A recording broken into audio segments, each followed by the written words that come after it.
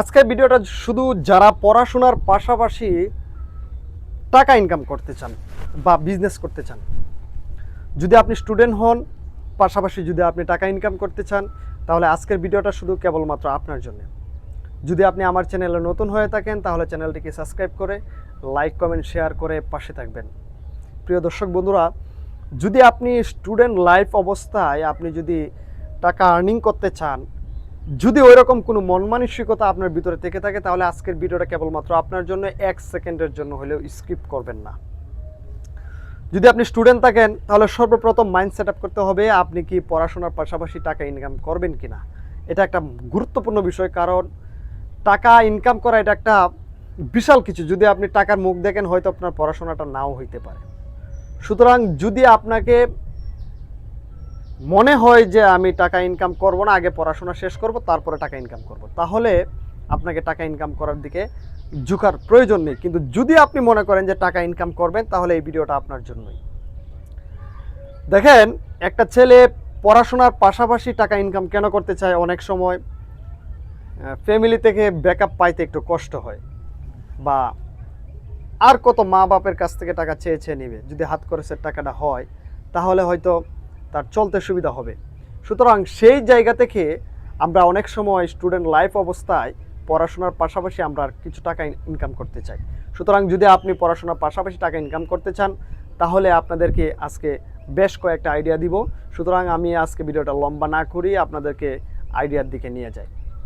প্রিয় দর্শক বন্ধুরা, যদি আপনি পড়াশোনা করতে চান, সর্বপ্রথম পড়াশোনার পাশাপাশি যদি আপনি টাকা ইনকাম করতে চান, তাহলে সর্বপ্রথম আপনাকে যে আইডিয়াটা দিব সেই আইডিয়াটা হলো, আপনি যদি পারেন তাহলে টিউশনি করেন বা কোনো কোচিং সেন্টারে যোগাযোগ করে ওইখানে ক্লাস নিয়ে যদি আপনি টাকা ইনকাম করেন, তাহলে আপনার এখানে একটা ভালো একটা দিক থাকবে। সেই দিকটা হলো, আপনার পড়াশোনার পাশাপাশি আপনার ইন্টার্নি বা পড়াশোনার পাশাপাশি আপনি একটা স্টাডি চালিয়ে গেলেন। হয়তো এটা ভবিষ্যতে আপনি যখন চাকরির জন্য পরীক্ষা দিবেন, চাকরির জন্য ইন্টারভিউ দিবেন, তখন হয়তো আপনার এই পড়াশোনাটা খুব কাজে আসবে এবং সেই সাথে আপনার কিন্তু আর্নিংও হচ্ছে। তো অনেক সময় মনে হয় কি যে টিউশনি কি পাবো? টিউশনি পাওয়ার কয়েকটা কৌশল আছে, সেই কৌশলটা আপনাকে বলি। আপনি যেই সাবজেক্টগুলো পড়াতে চান, আপনি যে এলাকায় থাকেন ওই এলাকাতে আপনার ওই মোবাইল নাম্বার দিয়ে কোন জায়গায় থাকেন, কোন সাবজেক্টে আপনি পড়াতে চান, ওই ডিটেলসগুলো আপনি লিখে একটা লিফলেট করতে পারেন। এরকম লিফলেট যদি আপনি কয়েকটা করে আশেপাশে টানায় দেন, আপনার দেখবেন 2-3 দিনের মধ্যেই কয়েকটা টিউশনি হয়ে যাবে এবং কোচিং সেন্টারেও যোগাযোগ করতে পারেন। নাম্বার 1 এবং শেষের যে আইডিয়াটা, এই আইডিয়াটা খুবই গুরুত্বপূর্ণ। ওই আইডিয়াটা আপনার না শুনে ভিডিওটা থেকে চলে যাবেন না। তো নাম্বার 2 যে পরিকল্পনাটা আছে, সেই পরিকল্পনাটাতে আপনাকে গুরুত্বপূর্ণ একটা ভূমিকা রাখতে পারেন। সেই গুরুত্বপূর্ণ ভূমিকাটা হলো, যদি আপনি মনে করেন যে পড়াশোনার পাশাপাশি আপনি এস্টাবলিশ ব্যবসা একটা দাঁড় করাতে থাকবেন ধীরে ধীরে, যদি এরকম ফিল করেন যে না আমি ওদের ভবিষ্যতে চাকরি করবো কিনা জানি না, আমি বিজনেসের দিকে আকৃষ্ট হতে চাই, সুতরাং পড়াশোনাটা জাস্ট আমার শিক্ষিত হওয়ার জন্য আমি পড়াশোনাটা চালিয়ে যাব, তো সেটা যদি করেন তাহলে আপনাকে একটা কফির দোকান দিতে পারেন, ছোটো করে টঙের দোকানের মতো, কফি অথবা ফুড আইটেম ছোটো করে। মানুষকে কি বললো ওই চিন্তা ধারণা আপনার ভিতরে থাকলে আপনি বিজনেস করতে পারবেন না, টাকা আর্নিং করতে পারবেন না। যদি আপনি একটা কফির একটা দোকান দেন ছোটো করে, একদম কম রেটের মধ্যে কম দাম দিয়ে আপনি যদি কফি সেল করেন এবং ভালো কিছু দিতে পারেন, বা ফুড আইটেমের মধ্যে আপনি যদি কম দাম দিয়ে স্টুডেন্টদের মধ্যে আপনি সেল করতে পারেন বা ভালো কিছু দিতে পারেন, তাহলে এটা খুব ভালো সেল হবে। আবার যদি আপনার এটা ব্র্যান্ডিং একবার হয়ে যায়, তাহলে আপনার অনেক টাকা আর্নিং হবে এখান থেকে। নাম্বার থ্রি যে আইডিয়াটা আপনাদেরকে দিব, সেই আইডিয়াটা হলো, যদি আপনি পুঁজি ছাড়া কোনো কিছু ছাড়া যদি আপনি আর্নিং করতে চান, তাহলে আপনি ফেসবুক এবং ইউটিউব প্ল্যাটফর্মের মধ্যে আপনি কাজ করতে পারেন। যেরকম ধরেন, আপনি টিউশনির পাশাপাশি যদি যে বা কোচিং সেন্টারে ক্লাস নেওয়ার পাশাপাশি যদি আপনি একটা মোবাইল বা ক্যামেরা দিয়ে ওইটা ভিডিও করেন, আর ওই ভিডিওটা যদি আপনি ইউটিউবে আপলোড করেন, তাহলে ইউটিউব একসময় আপনাকে একটা ভালো আর্নিং দিবে।